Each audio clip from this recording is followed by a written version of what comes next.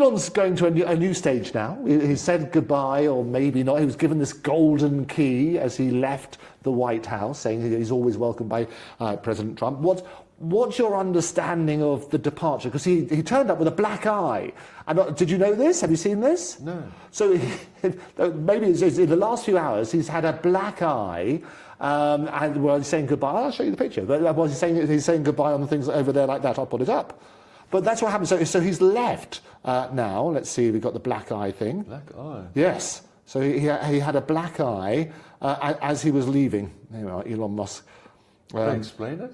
Well, he said it was caused by one of his children. There we are. How did Elon get his black eye? Let me show you the picture. There we are. And that's the New York Times. Let's find a different version. You've got different versions of the same thing. Right, there we are. The Oval Office. Say over, where are we? Let's put it up. Musk says black eye came from his son's punch as he sports Shiner during the Oval Office meeting with Trump. Let's see if there's a nice picture of it. Here we are. There he is. Can you see that? He's got a sort of black eye there, which he says his son gave it to him.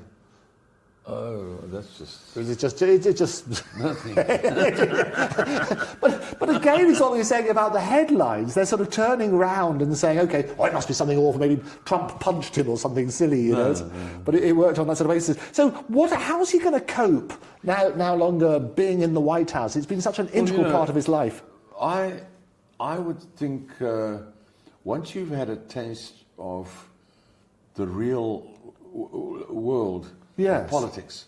In fact, most people, including myself, you have to go out into the world and establish a source of income. Yes. So you become a plumber or electrician, yes, or whatever it is that enables you to bring in make an income.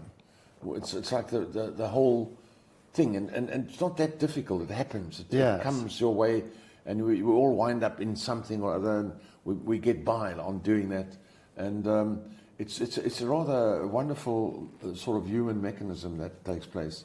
But once you have reached the point where you no longer constantly climbing, and you now get to level ground, and you're able to actually, I won't say retire, yes, but you have more time to yourself. You built up, let's say, a small business or whatever it is that is now keeping itself going and helping you, and you've got other people doing a lot of things for you now, which is what happens.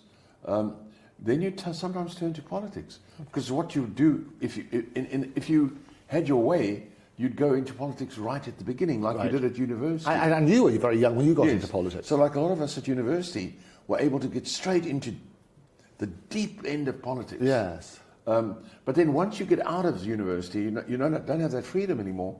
You now have to get on with being a good learning lawyer or a good barrister or something like that. Yes. You haven't got time to wonder about, you're trying to get enough sleep. Yes. Yes. Anyway, but eventually you sometimes get to the point where you now can turn to politics, which is probably, as my history teacher told me once in school, a very brilliant woman. She said to me, I was very into history, and she said to me, politics is half our life. Yes. Half our life. And we don't know it, we don't realize it. Right.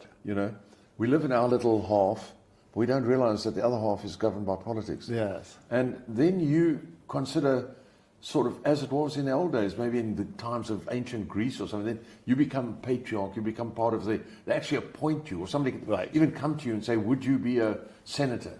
Because you've made it, your business is on its way, and can we ask you to be a senator? Or will you stand for us? Or, that kind of thing.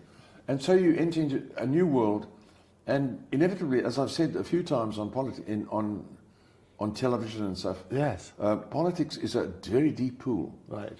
It's a swimming pool that has no bottom, and it has no sides. So no matter which way you swim, you're never going to reach the side. Right.